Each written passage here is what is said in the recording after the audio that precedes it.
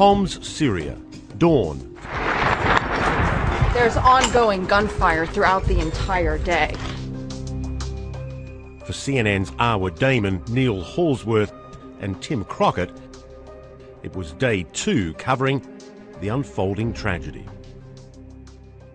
And the bombardment started, and at one point there was a different kind of explosion or a different kind of noise, and I thought that was odd. It lasted a little bit longer, and I thought perhaps it was 2 or 3 impacts coming at the same time or in short succession. A little while later it happened again. It wasn't until the 3rd time it happened that I suddenly realized what it was, and it was thunder, but mixed in with the explosions. Right. It was just a different experience, and it brought a smile to my face lying there that sort of in the darkness. A light moment that would be short-lived. Soon, a rocket slammed into the house, just 2 floors above them.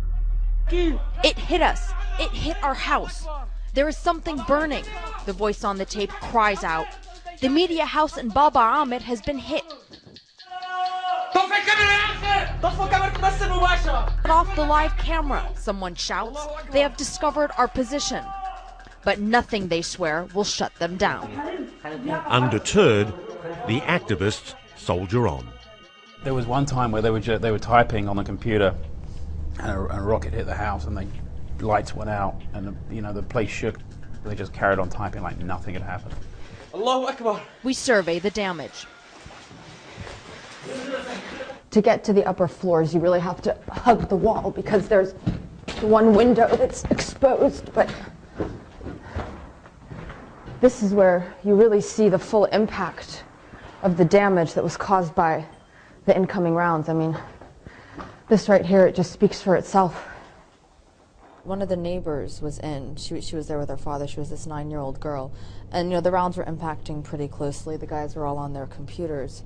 And she was just kind of in a corner. And at one point I called her over to come sit on the couch. But she sat frozen. And I tried to go over to hug her, but she was so frozen she couldn't move. She just sat there like this, but then tears streaming down her face. This floor has obviously been completely trashed, and the activists were telling us that the bombardment, we keep hearing it over and over again, the sounds of artillery falling, is nothing compared to what they've been through before. But this was once an ordinary home, an ordinary family lived here, and we don't know what their story was. There's just bits and pieces of their lives that have been left behind, including this children's toy. What happened to that family? What exactly was it that made them flee? Are they alive? There's so much still that we don't know, and so much that still needs to be told. But hearing and telling those stories requires strategy.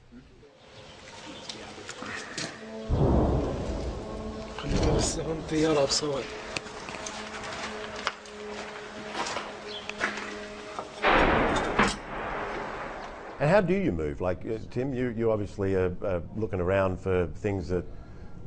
Very carefully. Yeah. So we never went out when the bombardment was at its most intense.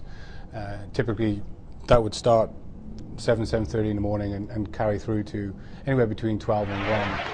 Allahu Akbar. The Syrian activists dared to show the world that they were under siege.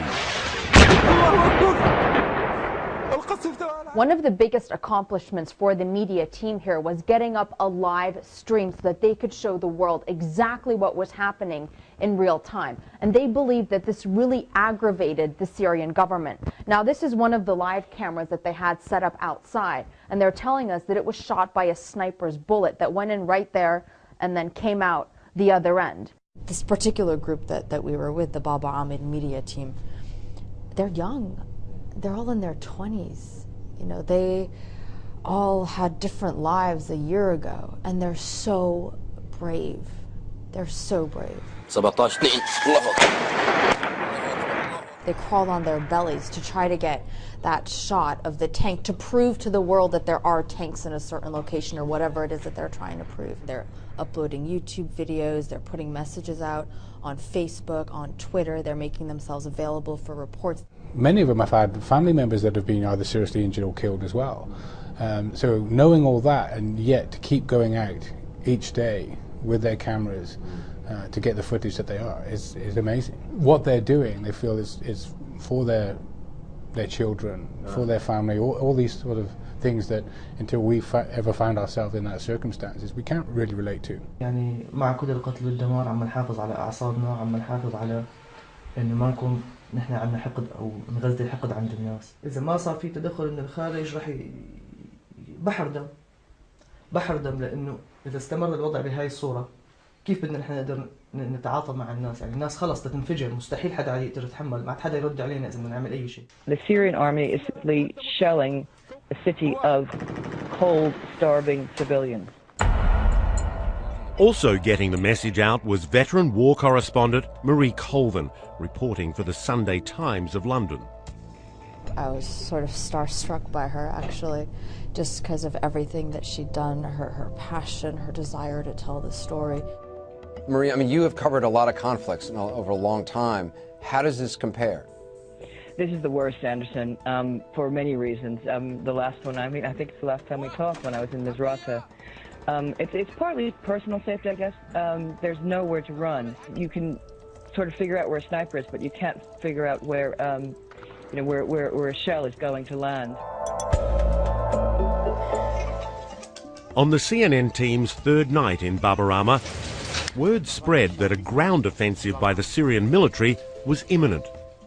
It became clear that it was very difficult to find any place of safety there. Safety was a relative term. The risks were building on that assignment.